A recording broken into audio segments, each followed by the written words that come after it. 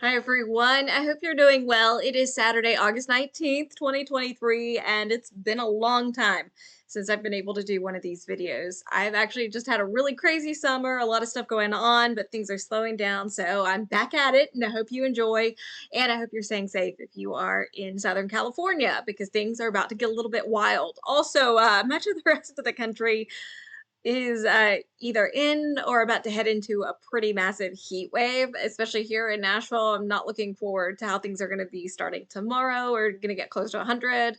Not going to be fun. But my big focus in this video is going to be on Hurricane Hilary because it is a threat to California. Who knew that our first kind of big tropical system of the season impacting the lower 48 would be for California?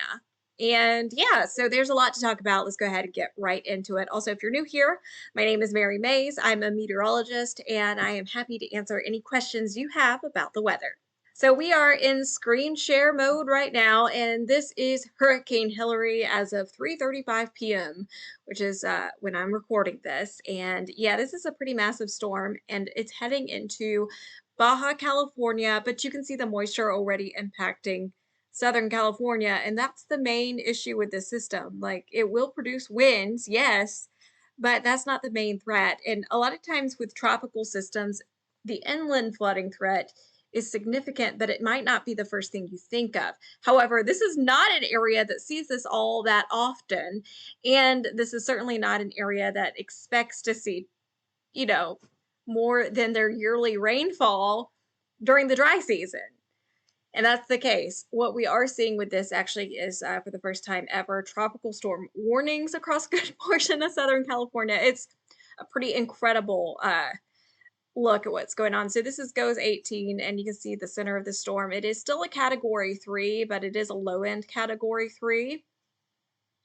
Latest update from the Eastern Pacific is winds sustained at 115 miles an hour. So it's still a major hurricane. But once again, other than Baja California, which is definitely going to get a lot of the wind and surge, what's happening is this system continues to move north. It's heading into cooler water. So it is going to weaken.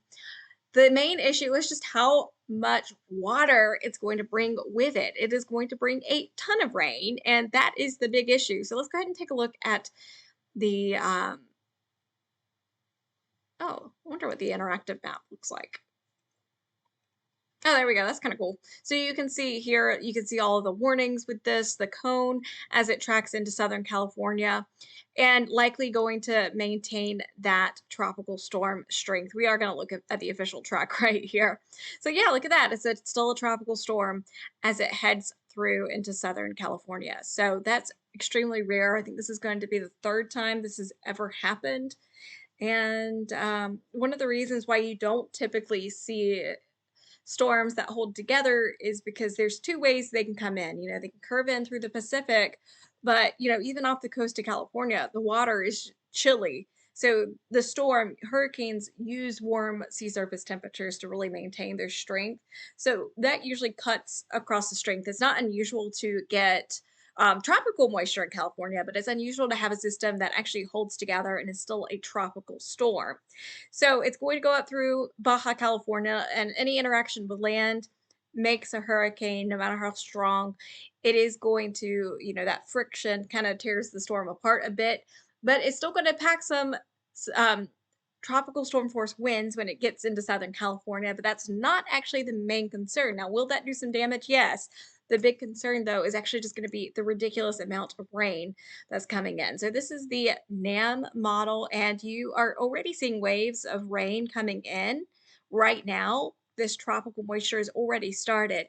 And then overnight tonight and through Sunday and through tomorrow, that's when it just really starts getting dicey. Tomorrow afternoon, especially, look at all that heavy rain as the center of the storm passes through Southern California.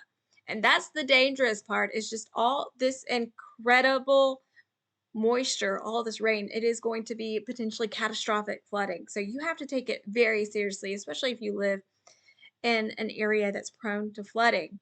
If you're in one of the arroyos, if you are in areas that have been burn scarred, you might want to pack it up and evacuate, or, just listen to your local meteorologist, local news, local experts on this sort of thing because the topography can make things very dangerous in Southern California, as you know. So we are expecting catastrophic flooding, mudslides. It is just going to be so much rain at once that it's kind of impossible for this not to happen. And there's also the chance, too. This is the day two convective outlook for tomorrow. It's just a marginal risk, which you might be thinking, oh, that's not really that big of a deal.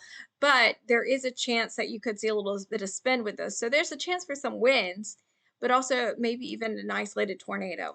The big concern, though, as I've been saying, is going to be the rain. So excessive rainfall today, that's a moderate risk and in red here. And then areas like Las Vegas under a slight risk. And, anywhere from Los Angeles to Phoenix, Tucson, Las Vegas, you folks are really going to have to watch for flooding. But then tomorrow, things get even dicier. And you can see east of Los Angeles, especially along the mountains, along that topography, and to the hills, that's where you have a high risk of excessive rainfall. And that is when the majority of flooding deaths happen, is during high risk days. You don't see these that often. They come in maybe a few times a year, but when you have a high risk of excessive rainfall, the Weather Prediction Center means business, and you need to be extremely cautious. And then by day three, things are improving. You can see, Las Vegas still seeing a lot of rain. It's kind of pushing out of here.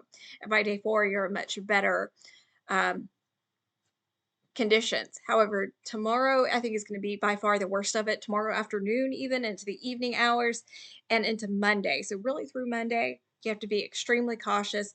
Have a way to, I'm trying to think of the best way to put this, have a go bag.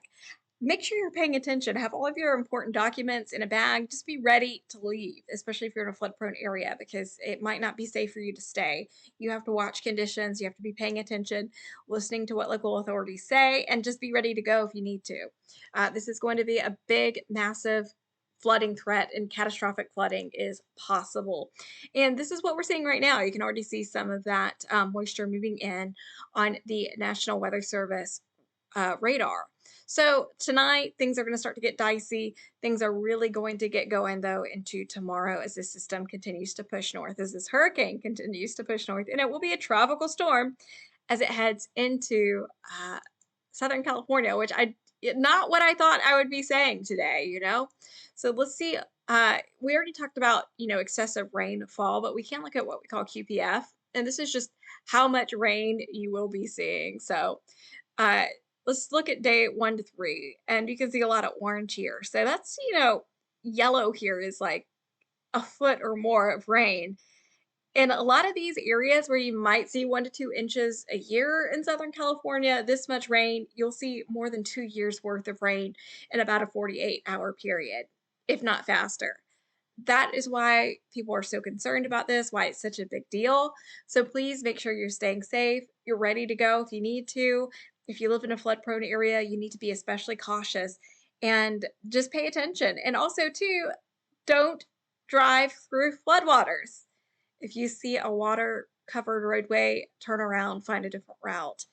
And that's my best advice to you, is just to be paying attention, because when you say hurricane, a lot of people think of the wind, and there will be tropical storm force winds. Don't get me wrong. It's going to be really gusty. There'll probably be some wind damage, but the rain in this situation, all of that tropical moisture, that is of concern. Mudslides, landslides, moving earth, and just flooding, catastrophic flooding possible with this. So please make sure you're paying attention, and hoping for the best. And yeah, so that's a quick look at what's going on with Hurricane Hilary. I hope this gave you some information. And, if you're in Southern California, I hope that you are watching your local National Weather Service office. Is going to be a great spot to get information. Also, your local news. There's meteorologists that work for them, and there's going to be a lot of different ways to stay on top of this, and just make sure you're paying attention. That's the most important thing to do in a situation like this, with a very rare system like this. This is unusual to have a hurricane that maintains, or a storm that maintains, that tropical storm strength and produces so much moisture and so much rain as it moves into Southern California. So I'll keep monitoring this for you, and I hope you stay safe. Talk to you guys later.